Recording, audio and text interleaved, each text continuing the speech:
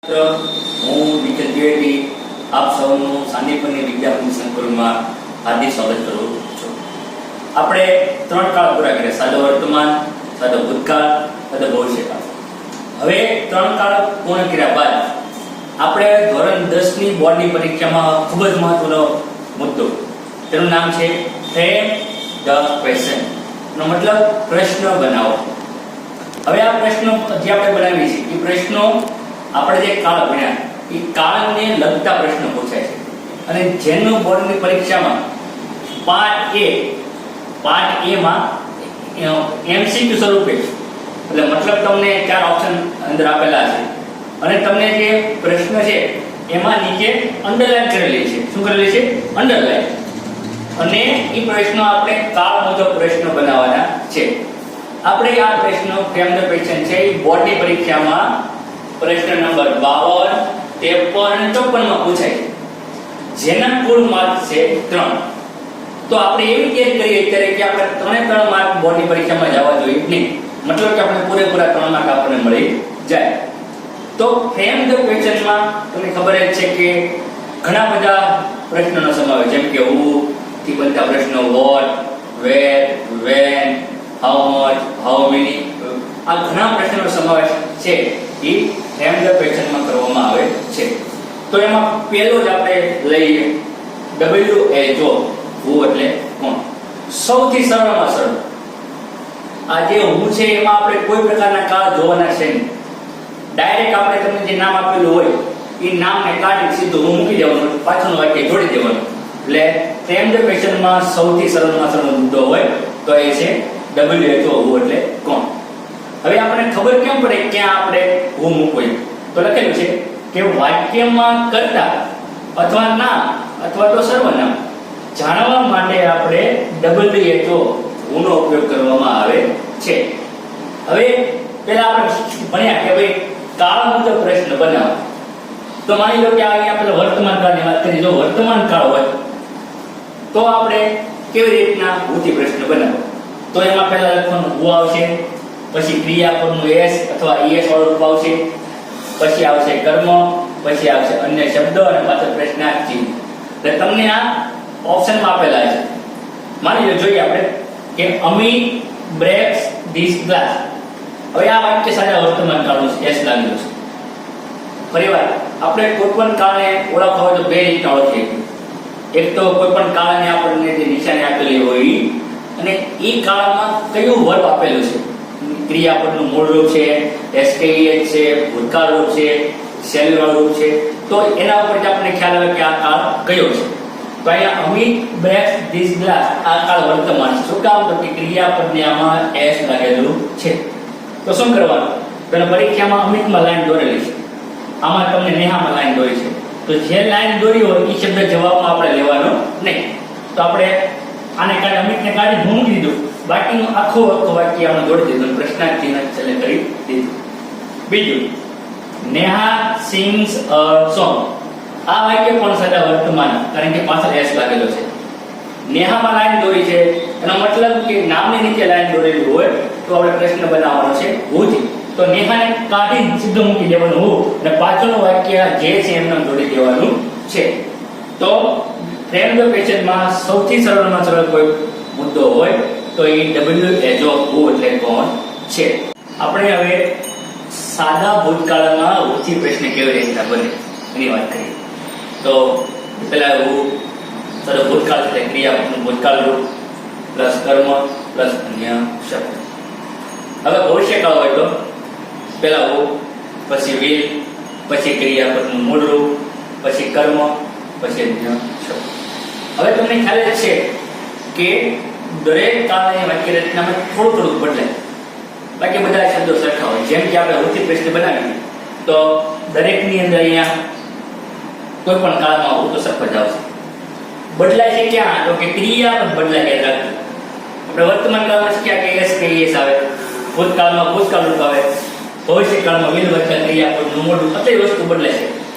અહીંયા મેં જે ચોરસ દોરું છું એ જ વસ્તુ આખી બદલાવાની છે. બાકી બધી વસ્તુ સરખી, જેમ કે કર્મ બધામાં સરખું લાગવું પડશે, અન્ય શબ્દો બધામાં સરખા લાગવું પડશે. એટલે આપણે બહુ લાંબુ યાદ નથી રાખવાનું. વર્તમાન કાળ હોય તો એસ કહીએ ભૂતકાળ હોય તો ક્રિયાપદનું ભૂતકાળ રૂપ, ભવિષ્યકાળ હોય તો ત્યાં વિલવત અને ક્રિયાપદનું મૂળ રૂપ આપણે લેવાનું છે. આ રીતના આપણે આ ઉથી ફ્રેમ ધ ક્વેશ્ચન બને છે. હવે ત્યારબાદ આપણે વેર વિશે થોડી માહિતી મેળવીએ.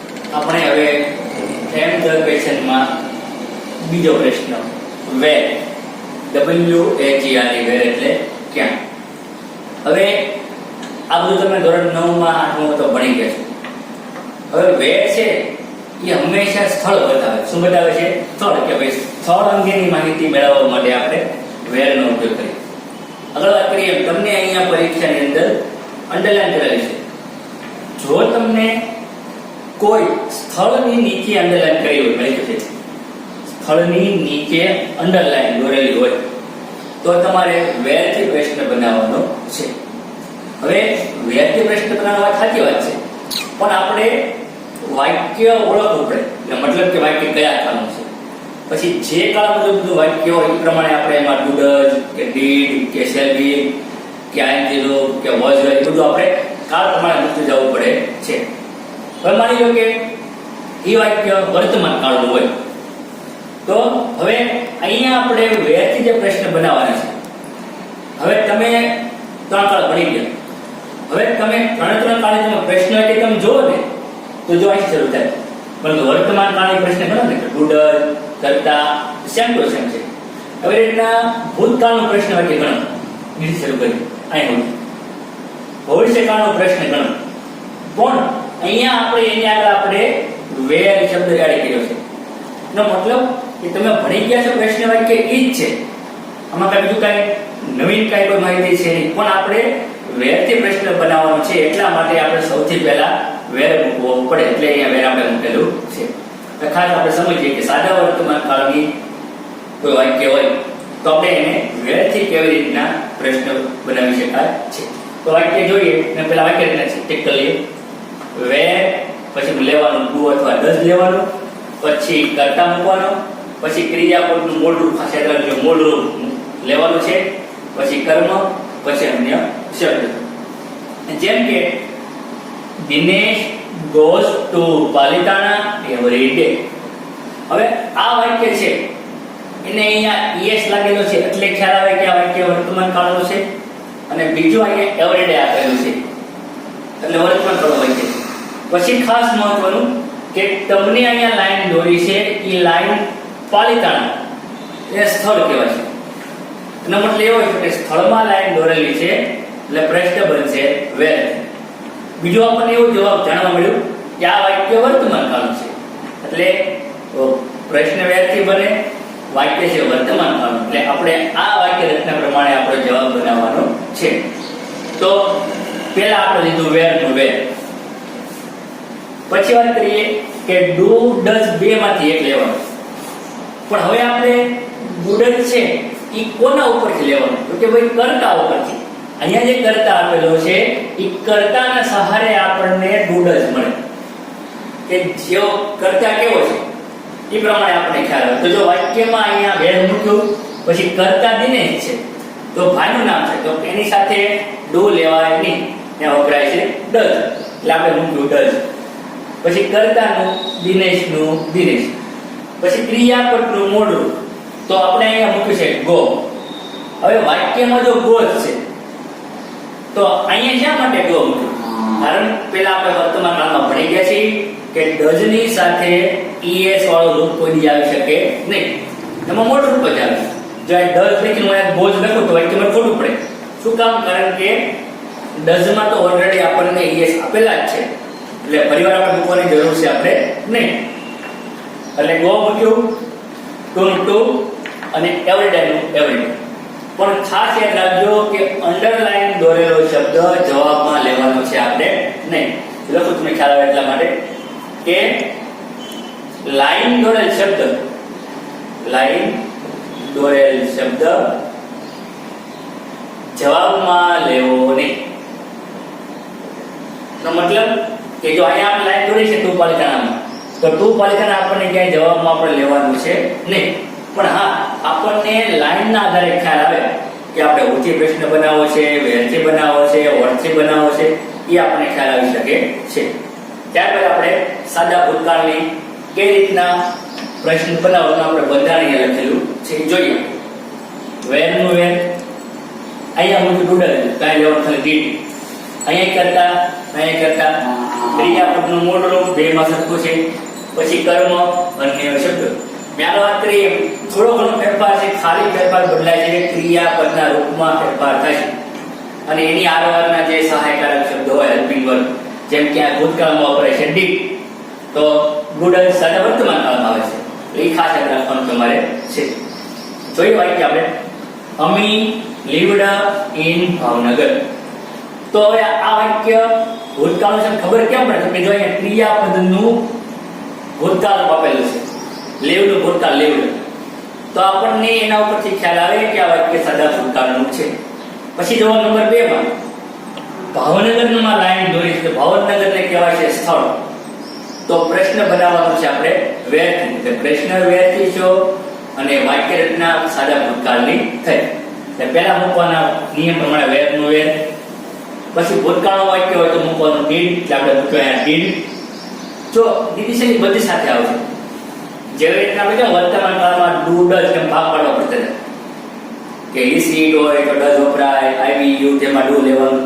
તો ડીડમાં એક જ છે, એવું કઈ જોવાનું છે નહીં. બધામાં નામ, સર્વનામ, કર્તા દરેકમાં ડીડનો ઉપયોગ કરવાનો આપણે છે. પછી આપણે નિયમ મુજબ કરતા, તો અમે આપણે કરતા લીધું. ક્રિયાપદનું મૂળ રૂપ, જો આ મૂળ રૂપ વાત કરી છે. અહીંયા છે ભૂતકાળ, અહીંયા મૂકવાનું છે મૂળ રૂપ. શા માટે? યાદ કરો નિયમ. સાદા ભૂતકાળ ભણી જતા નકાર વાક્ય રચના કે સાદા ભૂતકાળમાં પ્રશ્ન વાક્ય હોય અને નકાર વાક્ય હોય, બેમાં ડીડનો ઉપયોગ થાય છે. તો ડીડની સાથે હંમેશા ક્રિયાપદનું મૂળ રૂપ જ આવે. ડીડમાં કોઈ દી આપણે ડીડની સાથે વેન્ટ એવું આપણે લખી શકાય નહીં. ડીડ હી વેન્ટ એમ ન કહી શકાય. ડીડ હી ગો એવું કહી શકાય, કારણ કે એની સાથે હંમેશા ક્રિયાપદનું મૂળ રૂપ આવે. તો અહીંયા આપણે લીધું આપણે મૂળ રૂપ, પછી ઇનનું ઇન, અને આ સ્થળમાં લાઈન દોરી છે, લખ્યું એમ કે લાઈન દોરેલ શબ્દ જવાબમાં આવશે આપણને નહીં. પછી વાત કરીએ આપણે કે ભવિષ્ય કાળમાં વાક્ય હોય તો એનો વ્યાજથી પ્રશ્ન કેવી રીતે બદલાવી શકાય. તો સેમ ટુ સેમ છે, ખાલી અમુક શબ્દ બદલાઈ ગયેલા છે. વેન દરેકમાં આવશે, વેનનું વાક્ય છે એટલા માટે. ભવિષ્ય કાળ એટલે શેલ અથવા વિલ આવશે, તો એમાંથી લેવાનું. પછી કર્તા લેવાનું, ક્રિયાપદનું મૂળ રૂપ, કર્મ અને અન્ય શબ્દ. એટલે તમને ખ્યાલ છે કે હવે આપણે આઈ, વી અને ધેયમાં મૂકવાનું શેલ, બાકી બધામાં આવશે વિલ, અને એની સાથે લેવાનું છે ક્રિયાપદનું મૂળ રૂપ. આ ખાસ ભૂલાય નહીં. એટલે મતલબ મારો કહેવાનો મતલબ કે તમારે પહેલા તો લાઈન ક્યાં દોરી છે એ ખાસ જોવાનું. પછી વાક્ય કયું છે? વર્તમાન કાળ હોય તો એનો અલગ બંધારણ હોય, ભૂતકાળ હોય તેનું બંધારણ અલગ હોય, ભવિષ્યકાળ હોય તેનું બંધારણ અલગ હોય. પણ એમાં ત્રણેયમાં તમે ચેક કરજો, તમને જોશો ખ્યાલ આવશે કે ત્રણેયમાં કેટલી વસ્તુ કોમન છે. તો કે ત્રણેયમાં વેર છે, પછી ત્રણેયમાં કર્તા છે. અહીંયા છે, અહીંયા કર્તા છે, અહીંયા કર્તા. ત્રણેયમાં ક્રિયાપદનું મૂળ રૂપ, અહીંયા ક્રિયાપદનું મૂળ રૂપ, અહીંયા ક્રિયાપદનું મૂળ રૂપ, અહીંયા મૂળ રૂપ. અહીંયા કર્મ, અહીંયા કર્મ, અહીંયા કર્મ. અન્ય શબ્દ, અન્ય શબ્દ, અન્ય શબ્દ. એનો મતલબ તમને ખ્યાલ આવ્યો કે એકાદ બેમાં ફેરફાર થાય છે. તો જે ફેરફાર થાય છે એ તમે યાદ રાખી લો, એટલે બાકીની ઓટોમેટિક બધી વસ્તુઓ આપણને આવડે છે. તો હવે આપણે ફ્રેમ ધ ક્વેશ્ચનનું આગળનો આપણે પ્રશ્ન વાક્ય જોઈએ. હવે ફ્રેમ ધ ક્વેશ્ચનમાં એના પછીનો પ્રશ્ન વાક્ય નું નામ છે વેન, WHEN, વેન એટલે ક્યારે. હવે વેન છે એ આપણને ક્યાં ઉપયોગ થાય? તો કે વેન શબ્દ આપણને વાક્યમાં સમય અથવા તો સમય દર્શાવતા શબ્દો.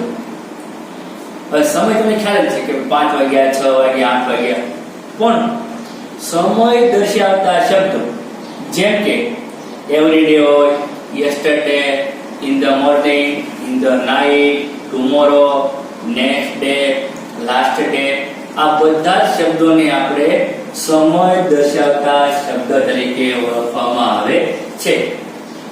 હવે તમને પરીક્ષામાં MCQ સ્વરૂપે જે પ્રશ્ન આપેલા છે એમાં સમય અથવા તો સમય દર્શાવતા જે શબ્દો છે તમને એમાં લાઈન દોરેલી છે. હવે તમારી લાઈન દોરી છે એના પર તમારે જોવાનું છે લાઈન ક્યાં દોરી છે. જો લાઈન દોરી હોય એમાં તમને લાઈનમાં કોઈ સમય હોય અથવા તો સમય દર્શાવતા કોઈ શબ્દ હોય તો પ્રશ્ન બનાવવાનો છે વેન. આ ખાસ ભૂલાય નહીં. પછી કાળ જોવાનું કે વર્તમાન કાળનું છે કે ભૂતકાળ છે, ચાલુ ભૂતકાળ છે, ચાલુ વર્તમાન કાળ છે, પૂર્ણ વર્તમાન કાળ છે, એ ખાસ જોવાનું કે સાદો ભૂતકાળ ભવિષ્ય. અને પછી આપણને ખ્યાલ આવે કે કયા કાળ પ્રમાણે વાક્ય બનાવવાનું આપણે છે. તો વર્તમાન કાળ વિશે હવે માહિતી આપણે ના વાક્યની માહિતી જોઈએ.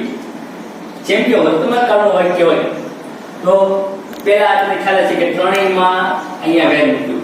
એટલે મતલબ જેનું વાક્ય બનાવવાનું હોય ને એ શબ્દ પહેલા લેવાનો. વર્તમાન કાળનું છે એટલે મૂક્યો આપણે ડુડ જ જેમાં છે. પછી લેવાનું કરતા, પછી ક્રિયાપદનું મૂળરૂપ, કર્મ, અન્ય શબ્દ. ભૂતકાળનું વાક્ય હોય તો વેન પહેલા, પછી ડીડ, પછી કરતા, ક્રિયાપદનું મૂળરૂપ, કર્મ, અન્ય શબ્દ. પછી ભવિષ્યકાળ હોય તો એ રીતના વેન સેલ અથવા વિલ, કરતા, ક્રિયાપદનું મૂળરૂપ, કર્મ, અન્ય શબ્દ. હવે તમને મેં વાત કરી એમ જોયું છે કે આ બધા શબ્દો દરેક કાળમાં ગમે કાળે જેમાં સરખા જ આવશે. અમુક ખાલી બદલાય છે. હવે તમે જોયું. હવે આમાં કઈ જગ્યાએ બતાણા તો કે વર્તમાનમાં ડઝ મૂક્યું, ભૂતકાળમાં ડીડ આવ્યું, ભવિષ્યકાળમાં સેલ લીધું, બાકી બધામાં સાચું છે. એટલે તમે એક વસ્તુ રાખી લો કે વર્તમાન હોય તો પ્રશ્ન બનાવવા માટે ડૂડઝનો ઉપયોગ કરવો પડે, ભૂતકાળમાં ડીડનો ઉપયોગ કરવો પડે, ભવિષ્યકાળમાં સેલ લીધું. તમને ત્રણેય વાક્ય સરળતાથી આવડી જાય. હવે જોઈએ વાક્ય આપણે. પહેલું વાક્ય કાર્તિક ડ્રિંક્સ અ ટી એવરી ડે. હવે આની છે આપણને વાક્ય એક પછી વાક્ય વર્તમાન કાળ છે. ખબર કેમ પડે તો કે ડ્રિંક્સ પછી એવરી ડે એટલે બે ઉપરથી ખ્યાલ વાક્ય વર્તમાન કાળ. પછી તમે જો લાઈન દોરી છે એ શબ્દ એવરી ડે એટલે સમય દર્શક શબ્દ છે, દરરોજ. તો આપણે વેન નો ઉપયોગ કરવો પડે છે. વેન નો ઉપયોગ વાક્ય વર્તમાન કાળ એટલે પેલું જોવો આપણે આ લાઈન વેન પ્લસ વર્તમાન કાળ. તો પહેલા મૂકવાનું વેન નું વેન, આપણે મૂકી વેન. પછી લેવાનું છે ડુ અથવા ડઝ. પણ કોના ઉપરથી ખ્યાલ આવે? કર્તા ઉપરથી ખ્યાલ આવે. કર્તા કોણ છે એ પ્રમાણે મૂકવાનું છે. તો અહીંયા કર્તા તરીકે કાર્તિક ભાઈ છે તો ભાઈ માટે વપરાય છે ડઝ. પહેલા મૂકવાનું ડઝ આપણે. પછી ભાઈનું નામ કાર્તિકનું કાર્તિક લખીએ આપણે. પછી ખાસ રાખવા જેવું લેવાનું છે ક્રિયાપદનું મૂળરૂપ. આપણે ભણી ગયા આપણે કે ડઝ અહીંયા છે તો અહીંયા આપણે ન્યા એસ વાળું રૂપ કોઈ લઈ શકાય આપણે નહીં. ન્યા અહીંયા ડ્રિંક્સ મૂકી શકાય નહીં. શું કામ? તો ઓલરેડી વાક્યમાં ડઝ આપેલું છે એટલા માટે અહીંયા મૂકીએ આપણે ડ્રિંક નો ડ્રિંક. પછી વધુ વાક્ય અ ટી તો મૂકી દઈએ આપણે એ ટી પ્રશ્ન ચિહ્ન. જેમાં લાઈન દોરી છે શબ્દ જવાબમાં આવશે નહીં. એ આપણે આગળ વેરમાં આપણે જોઈએ. બીજું જોઈએ આપણે she will come here at 6 o'clock. 6 વાગે આવશે એ વાત છે. હવે અહીંયા will એટલે will વાક્ય ભવિષ્યકાળમાં આવે. પછી જે લાઈન દોરી છે લખ્યું છે at 6 o'clock અને બતાવે સમય બતાવે છે.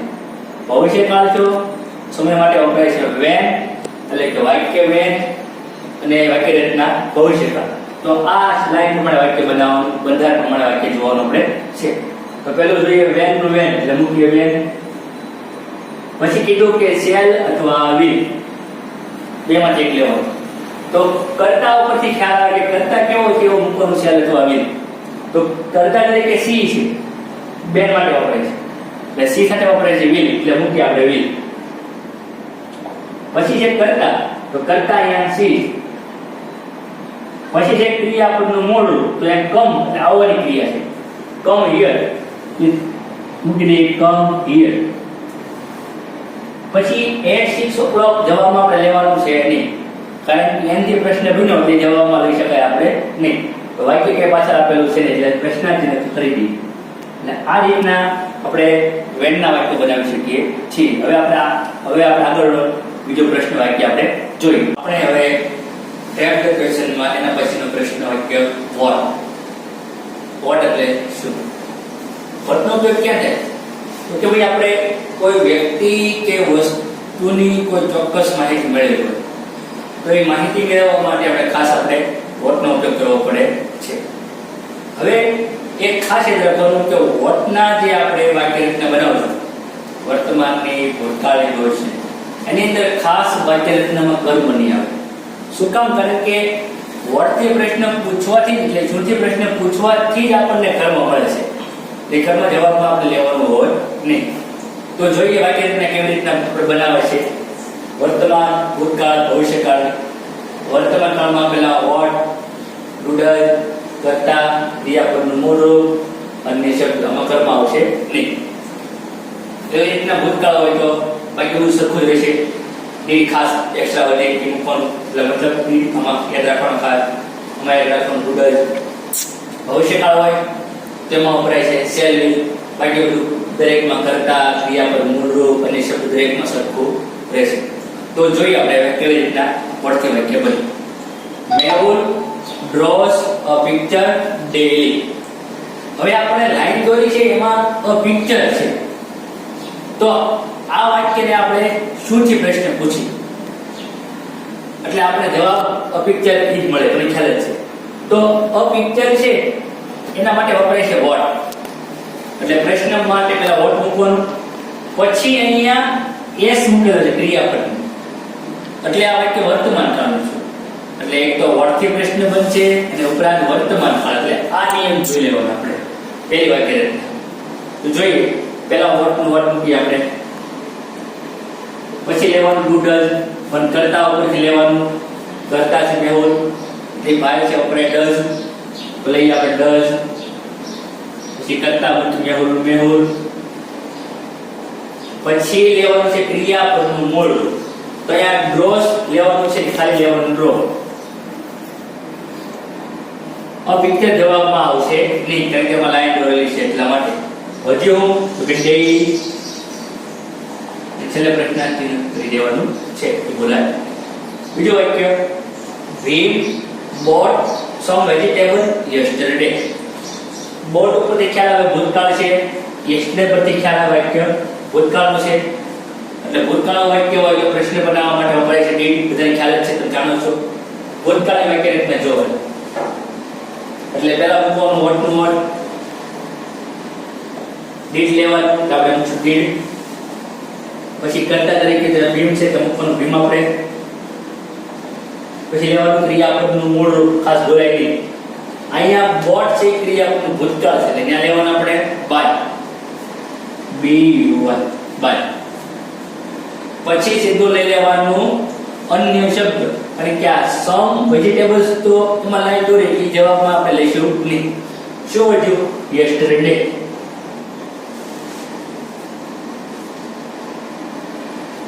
પાછો પ્રશ્ન છે. એટલે આ ખાસ આ રીતના આપણે વોટની વાક્ય રચના સમજી. હવે આપણે વાય ની વાક્ય રચના આપણે જોઈએ કઈ રીતના બને છે. હવે આપણે પ્રેમદર ક્વેશ્ચનમાં વાય ડબલ્યુ તો વાય એટલે શા. મને ખ્યાલ છે કે વાય છે એ કારણ બતાવવા માટે ઉપયોગ કરવામાં આવે છે. પણ ખાસ કરીને કોઈ ક્રિયાનો હેતુ અથવા કારણ જાણવા માટે આપણે વાય નો ઉપયોગ કરવામાં આવે છે. હવે આ વાય વાળા વાક્યમાં તમને જ્યારે પ્રશ્ન બનાવવાનો થાય ત્યારે તમને because, for, so that, to, since, going to આવા શબ્દો નીચે લાઈન દોરેલી છે. એટલે તમારે માની લેવાનું કે તમારે ધારી લેવાનું છે કે આમાં આપણે વાયથી પ્રશ્ન બનાવવાનો છે. આમાં પણ આપણે વાયથી પ્રશ્ન બનાવવામાં કાળ જોવા ખાસ પડે છે. તો જોઈએ આપણે વાક્ય રચના. પહેલા વાય, પછી વર્તમાન કાળ હોય તો ડુડલ, પછી ડીડ, ભવિષ્યકાળ હોય તો શેલ, પછી કર્તા, ક્રિયાપદનું મૂળ રૂપ, કર્મ, અન્ય શબ્દ. આ રીતના પ્રશ્ન વાક્ય બનશે અને ખાસ કાળ ઓળખવાનો છે. જેમ કે Ruchita invite Asha because of her honesty. અહીંયા જો because માં લાઈન દોરી છે. એનો મતલબ એવો છે કે એક વાત કરીએ કે આપણે આ છે એ પ્રશ્ન વાક્ય બનાવવાનો છે. ઉપરાંત ઇન્વાઇટ SPS સાદો વર્તમાન કાળ એટલે આપણે આ ડુડલ વાળી વાક્ય રચના ખાસ આપણે જોવાની છે. જોઈએ કઈ રીતના બને. તો પહેલા મૂકવાના નિયમ પ્રમાણે વાય, પછી લેવાનું ટુ ડઝ, કરતા ઉપરથી જોવાનું. કરતા બેનનું નામ છે એટલે વપરાય ડઝ, તો ડઝ અહીંયા બેનનું નામ રુચિતા. પછી આમાંથી એસ કરના પર ડઝ એટલા માટે ઇનવાઇટ. પછી આશા લખવાનું છે બધી. હવે આ લાઈન દોરી જવાબમાં લેવાનું છે આપણે નહીં. તો પાછળ કયા વધ્યું છે ને એટલા માટે સીધો પ્રશ્ન એને છેલ્લે કરી દેવાનું છે. ખાસ યાદ રાખજો, લાઈન દોરેલો શબ્દ જવાબમાં લેવાનો છે આપણે નહીં. બીજું વાક્ય ચેક કરીએ આપણે.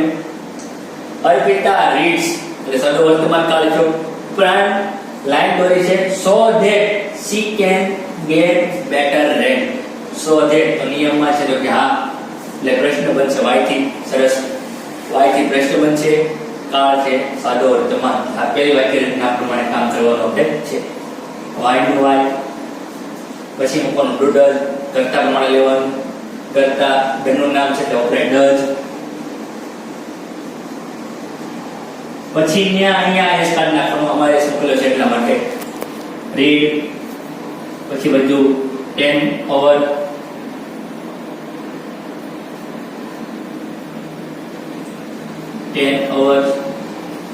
a day.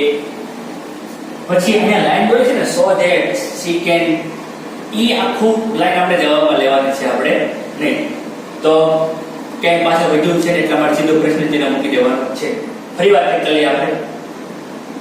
અહીંયા વર્તમાન કાળ છે so that એટલે y થી પ્રશ્ન બને.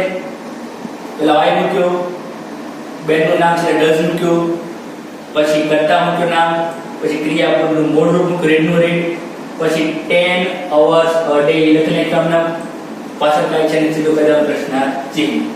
એટલે આ રીતના આપણે જે WHY થી જે પ્રશ્ન બને છે એના વિશે આપણે ખાસ આપણે આ વિગત આપણે જોઈ. આપણે હવે ફ્રેમ ધ ક્વેશ્ચનમાં હાઉ મેની અને હાઉ મચ વિશે માહિતી મેળવી. હાઉ મેની એનો મતલબ કેટલા, હાઉ મચ એનો મતલબ કેટલા. બેના અર્થ સરખા છે પણ બેના ઉપયોગ અલગ અલગ છે. હાઉ મેની જે સંખ્યા ગણી શકાય એવી સંખ્યા એના માટે વપરાય છે, અને હાઉ મચ છે એ પ્રવાહી વસ્તુ હોય અથવા ન ગણી શકાય એવી વસ્તુ માટે ઉપયોગ કરવામાં આવે છે. એટલે તમને પરીક્ષામાં અહીંયા ગણી શકાય એવી વસ્તુમાં લાઈન દોરી છે અથવા તો ન ગણી શકાય એવી વસ્તુમાં લાઈન દોરી છે, તો તમારી પ્રમાણે હાઉ મેની અથવા મચ જે લાગુ પડતું મૂકવાનું છે. હવે બેનું બંધારણ કેવી રીતના બનાવવું એના વિશે માહિતી આપણે મેળવી. જેમ કે હાઉ મેની અને હાઉ મચ પહેલા મૂકવાનું જે લાગુ પડતું, પછી બેમાં મૂકવાનું છે વસ્તુનું નામ. તમને પ્રશ્નમાં જે વસ્તુ આપ્યો હોય એ તરત પછી લઈ લેવાનું છે. પછી મૂકવાનું કાળ મુજબનું સહાયકારક ક્રિયાપદ, વર્તમાન કાળ, ભૂતકાળ, ભવિષ્યકાળ એ પ્રમાણે સહાયકારક જે પ્રશ્નમાં આપ્યો હોય એ પ્રમાણે મૂકવાનું છે. પછી લેવાનું છે કર્તા, પછી મુખ્ય ક્રિયાપદ, પછી કર્મ, પછી અન્ય શબ્દ. જોઈએ આપણે ઉદાહરણ પ્રમાણે લખ્યા વધારે ખ્યાલ આવે. મનન will buy 2 shirts from this shop. તો અહીંયા આપણને 2 માં લાઈન દોરી છે. 2 એ બે સંખ્યા બતાવે છે એને ગણી શકાય આપણે, તો એટલા માટે અહીંયા હાઉ મેની થી પ્રશ્ન બને. એટલે પહેલા મૂકીએ આપણે હાઉ મેની. પછી કીધું વસ્તુનું નામ, તો આ વાક્યમાં વસ્તુ તરીકે શર્ટ છે એટલે મૂક્યો પછી શર્ટ. પછી કીધું છે કાળ મુજબ સહાયકારક ક્રિયાપદ, તો અહીંયા ભવિષ્યકાળનું વાક્ય છે એટલે will છે એટલે મૂક્યો આપણે વાક્યમાં will. પછી નિયમ આપ્યો છે કર્તા એટલે તરત મૂક્યો આપણે મનન કર્તા. પછી કીધું મુખ્ય ક્રિયાપદ, તો આ વાક્યમાં ક્રિયાપદ તરીકે બાય આપેલું છે તો કર્તા પછી તરત મૂક્યો આપણે બાય. પછી જે કર્મ અને અન્ય શબ્દ, તો જે છેલ્લે હોય આપણે from this છે એ આખે આખું વાક્ય મૂકી દેવાનું, પ્રશ્નાર્થ ચિહ્ન કરી દેવાનું છે. પછી અહીંયા વાક્યમાં જે ટુ છે બે જેમાં લાઈન દોરી છે એ શબ્દ આપણે જવાબમાં લેવાનો આપણે છે નહીં.